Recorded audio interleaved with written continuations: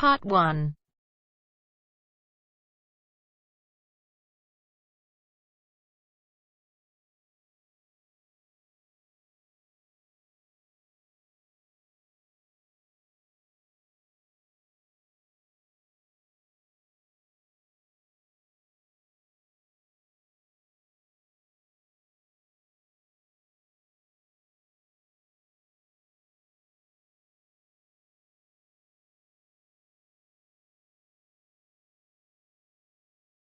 You'll hear a number of different recordings and you'll have to answer questions on what you hear. There will be time for you to read the instructions and questions and you'll have a chance to check your work. All the recordings will be played once only. You'll hear two teachers discussing arrangements for a goodbye party for a colleague. First, you have some time to look at questions 1 to 4.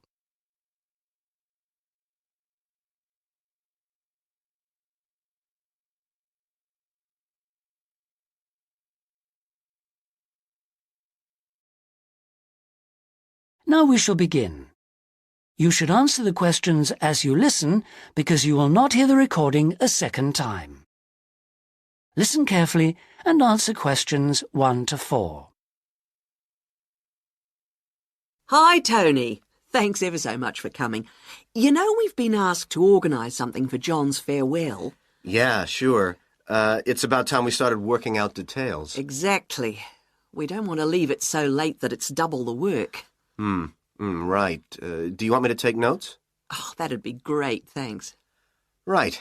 First thing is, when is the best time to hold it? Well, he leaves on the 24th of December. So what about the 22nd? Yeah, I think that's about right. We want it quite near the time, don't we? Sure. And what about a venue? In college? A hotel? I think a hotel will probably work out rather expensive. And I've been looking at the college dining room. That seems pretty reasonable. Fine. Yeah, why not? And then we ought to be thinking about invitations. Who mustn't we forget to invite? Well, obviously John and his wife. Oh, right. And the director. Uh-huh. The office staff. Yep. And all the teachers and all the students. Anyone else? Faculty heads? No, better draw the line. I don't think it's necessary. Yeah, you're right. I don't mind writing the invitations. When shall we get them out for? Enough time, but not too early. What about the 15th of December? Well, there are exams on the 16th. Better avoid them. 10th? Yeah, that should do it. Before you hear the rest of the conversation, you have some time to look at questions 5 to 10.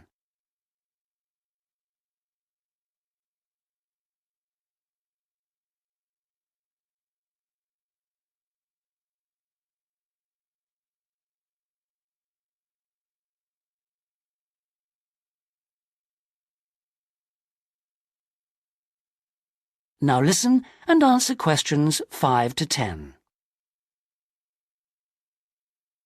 So, what does that leave? Oh, yes, a present. Would you mind doing that? No, not at all. We usually go round with an envelope during coffee break, don't we? Yeah, coffee break's always the best time, because people have got their money handy. Yeah, exactly. Do we suggest an amount, or does it seem a bit unfair? No, I think people welcome it. We suggested $6 last time. Is that okay? Yeah, plenty, I would have thought, which should leave us with about $90. Have you any ideas for presents? Well, I've been having a little think. I thought, he loves music. Yeah, and books. So I thought I'd check on prices for, perhaps CD players? Yeah, that's a good idea. And also I thought maybe, a set of dictionaries. I heard him say he needed a good one. The other thing he was saying last week was that his computer printer had broken. No, I'd be really frightened about getting the wrong type. Okay, yeah. The other thing is something for the home. Jill suggested a coffee maker. Oh, yeah. I'll certainly find out what they cost. OK. Have you got all that down? Yes. Now, we need to think a little more about the money. I know we've got a set amount from the social fund. Right.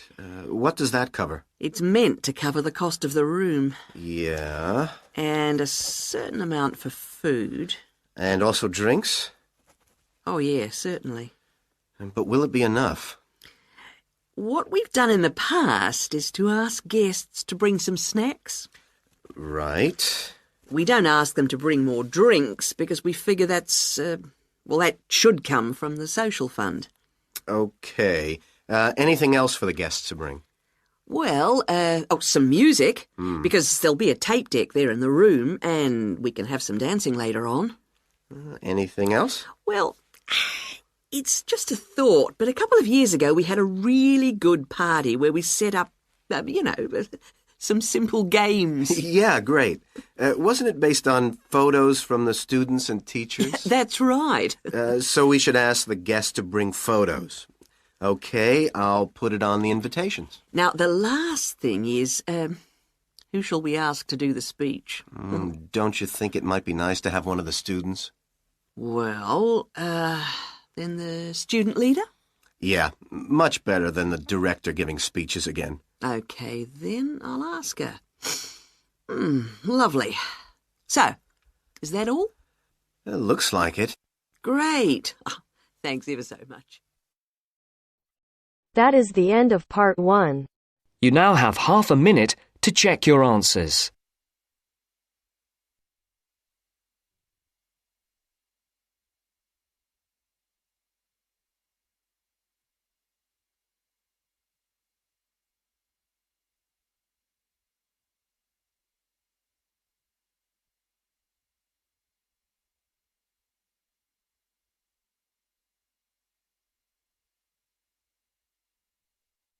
Now turns to part 2. Part 2.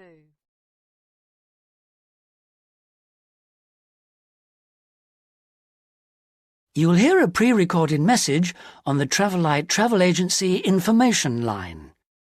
First, you have some time to look at questions 11 to 15.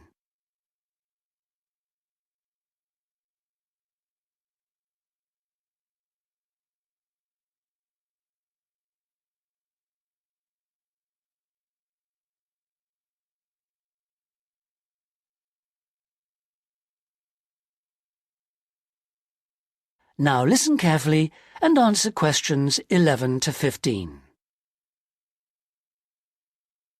Thank you for calling the free Travelite Travel Agency information line. You will not be charged for this call. In order to deal with all calls effectively, we offer you a number of options. Please listen carefully and press your required number at the appropriate time or dial a new number. If you want to hear about special offers, please press 1. If you want to hear our latest price lists, please press 2. If you want to make a complaint, please press 3. If you want information about our new walking holidays, please press 4 now. Thank you for calling our Travelite Walking Holidays line. We have been offering a wide variety of walking holidays to suit all tastes for just 3 years, but already we have won 2 awards for excellence in this field. We offer guided walking tours to suit the discerning traveller in 12 different centres throughout the whole of Western Europe. We are planning to open our first centre outside this area in the coming year, so watch out for developments. But the pride of Travelite is the level of guidance and support we offer on our walks. All are planned in detail by our highly trained guides who all work in a variety of different Travelite locations, so we can guarantee standards. Each day we offer 3 separate walks catering for all skills and fitness levels. We also pride ourselves on our friendly service, particularly important for the increasing numbers of people who choose to holiday alone. Unlike almost all travel operators who happily charge large supplements for single rooms, we guarantee that no single client will pay more, even when only double rooms are available for them. And the day doesn't end with the return to base. After our dinner at communal tables designed to make all our guests feel part of a family atmosphere, entertainment is laid on nearly every night with tour leaders on hand to organise lectures, games, quizzes, and respond to any special request from guests. Before you hear the rest of the message, you have some time to look at questions 16 to 20.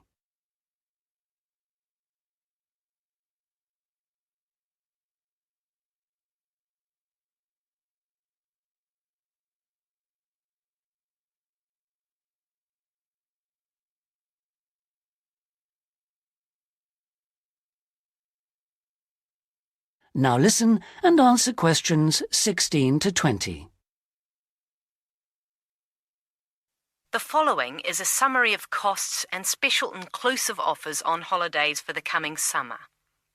We have 3 lengths of holiday: 3-day, 7-day and 14-day.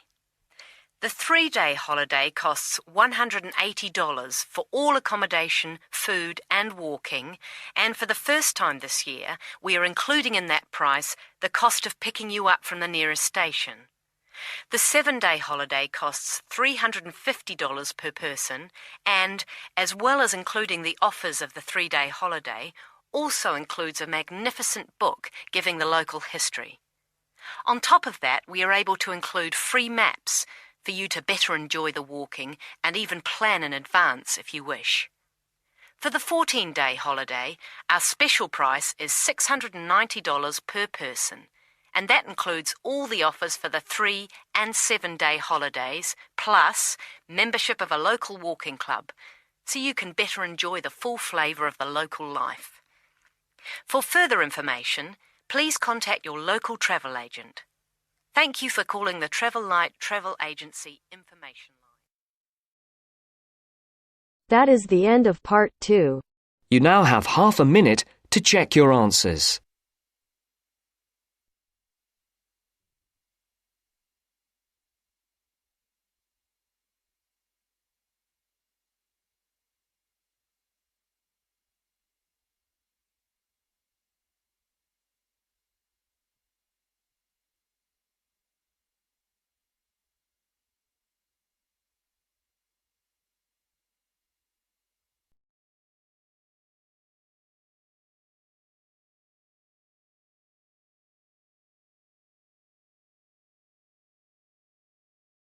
Now turns to part 3.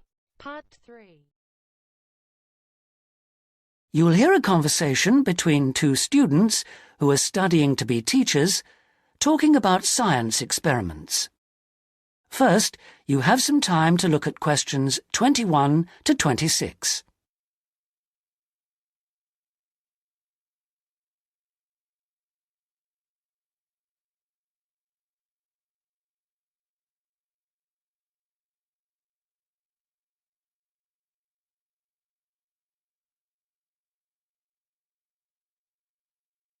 Now listen carefully and answer questions 21 to 26. Hi, Sue. Hi, Mike. So what happened to you last week? Oh, I was sick with the flu. What's this I hear about a big assignment we've got to do? Oh, well, basically, we've got to find 2 science experiments to do with a group of 8-year-old children at the local primary school. And we've got to complete it by the end of the week. That sounds like hard work. Where are we supposed to get the ideas for these experiments from? Well, I managed to get hold of 2 books from the library. Oh, well done. How about if we take a look at the experiments in this book first and see if anything looks suitable? I can make notes as we go about equipment and the purpose of the experiments. OK, let's see. The first experiment is called Make Your Own Hovercraft, which sounds very ambitious. Mind you, you only need 20 balloons and a table. You don't need any special engines or anything like that. What do you do with it all? You blow up the balloons and you balance the table on them. Upside down, of course, and the kids get to ride around on it. You know, the other kids sort of push them around the room. The main purpose is to show how hovercrafts work and how things hover around on just a cushion of air. OK, that doesn't sound too bad. OK, ready for number 2? Mm-hmm. Now, this one is called Unusual Measures of Lengths, and you basically use lots of paper clips. The kids go around the class measuring things, you know, how long the desk is and that sort of thing. And then they all compare their answers. And basically, because not all paper clips are the same length, they should come up with some strange answers. It's supposed to demonstrate the importance of having fixed units of measurement. Yeah, that's not bad. OK, now for number 3, you need rock salt or copper sulphate. Oh, I'm not sure about that. Well, just put down the rock salt then. Apart from that, you only need a jar of water. And basically you dissolve lots of salt into the water and watch the crystals form. So it basically teaches the kids about growing crystals. Yeah, I suppose it would be nice to grow something. Let's move on and have a look at number 4. OK, this one is called Spinning Colour Wheel. It looks like you get some cardboard and draw a circle on it, divide it into 6 equal segments and colour each one in using different colours, then you thread a piece of string through the middle. So we'd need some string as well. Yes, sorry, and you spin the wheel around, and if you can get it spinning fast enough, hopefully the colours all merge and show up as white. Oh, I didn't know that. What's the principle behind it? Well, it's pretty elementary physics, really. It teaches them about how white light or ordinary light is made up. Well, that doesn't sound too bad. Now, there's only one more left in this book, isn't there? What does that one say? Well, it's another one where they'd get to make something. Sounds very interesting. You need quite a lot of equipment, actually. A hand drill, an old record, a pin or needle, some paper, and a bolt. Go on. What do they have to do? Well, they basically make a record player. The main idea is to teach them about recording sound, but hopefully they'd also see that you need motion and an amplifier to make the sound heard. OK, well, it does sound interesting. Shall we go through all of those again and decide if any of them are going to be suitable? Before you hear the rest of the conversation, you have some time to look at questions 27 to 30.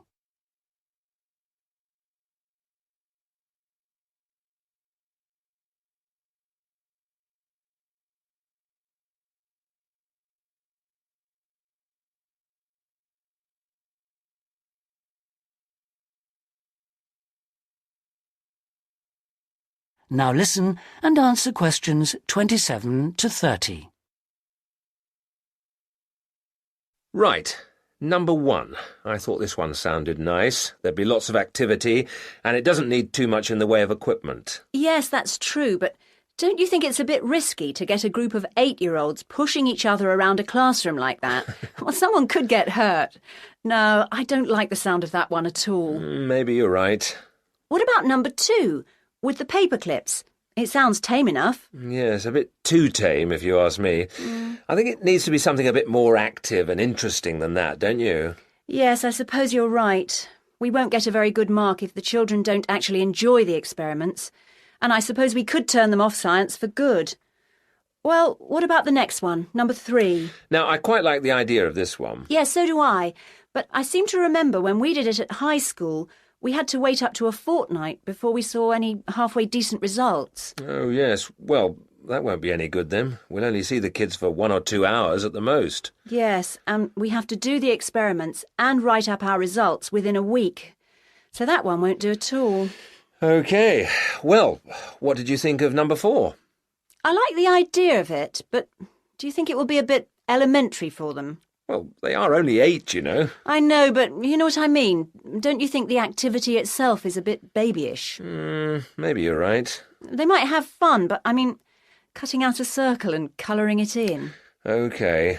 Well, what about number 5? I thought this one sounded a bit too good to be true. Great equipment. Yeah. But don't you think it's a bit ambitious for this age group? I mean, I don't want to start off something and then have to abandon it if they just can't cope with it. I could see us ending up doing just about all of the work for them. I guess you're right. Oh well, maybe we could store that idea away for later. Yep. Let's hope this second book has something better.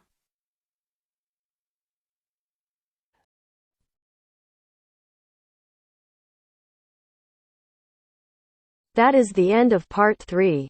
You now have half a minute to check your answers.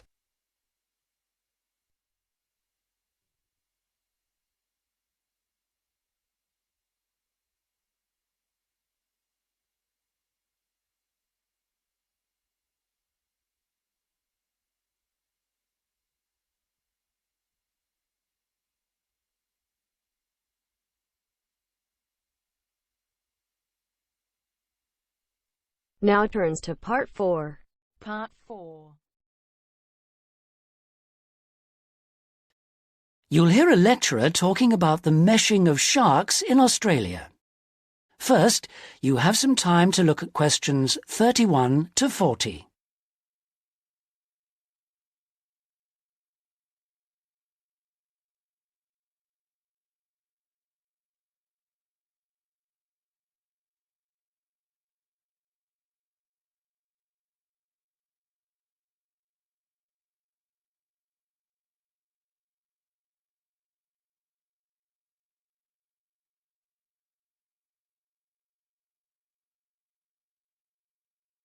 Now listen carefully and answer questions 31 to 40. Today we're going to look at one of my favourite fish, the shark. As you know, sharks have a reputation for being very dangerous creatures, capable of injuring or killing humans. And I'd like to talk about sharks in Australia.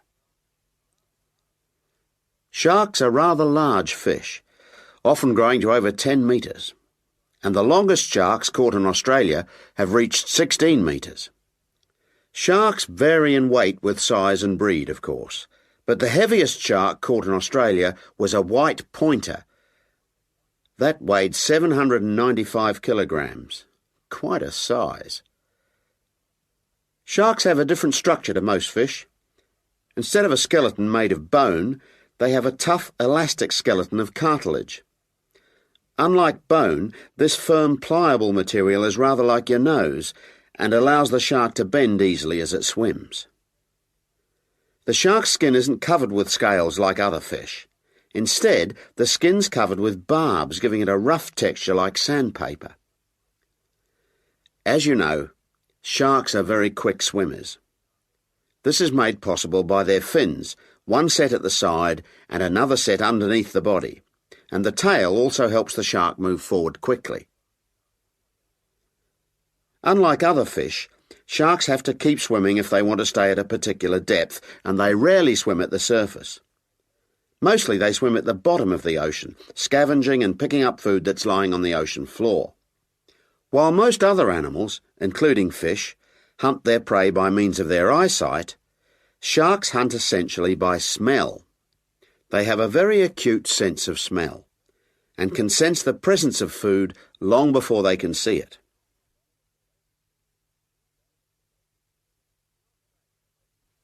In Australia, where people spend a lot of time at the beach, the government has realised that it must prevent sharks from swimming near its beaches.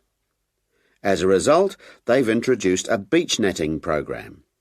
Beach netting, or meshing, involves setting large nets parallel to the shore. This means that the nets on New South Wales beaches are set on one day and then lifted and taken out to sea on the next day. When shark netting first began in 1939, only the Sydney metropolitan beaches were meshed. These beaches were chosen because beaches near the city are usually the most crowded with swimmers. 10 years later, in 1949, systematic meshing was extended to include the beaches to the south of Sydney. As a result of the general success of the program in Sydney, shark meshing was introduced to the state of Queensland around 1970. The New Zealand authorities also looked at it, but considered meshing uneconomical, as did Tahiti in the Pacific. At around the same time, South Africa introduced meshing to some of its most popular swimming beaches. When meshing began, approximately 1,500 sharks were caught in the first year.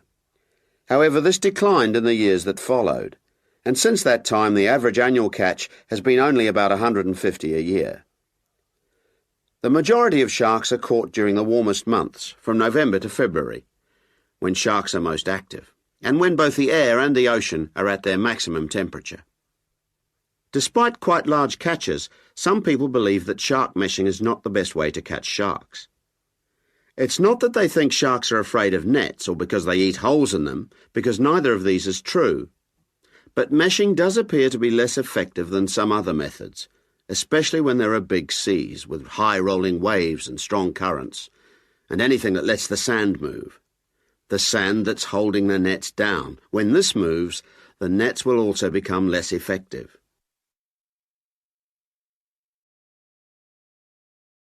That is the end of part 4. You now have half a minute to check your answers.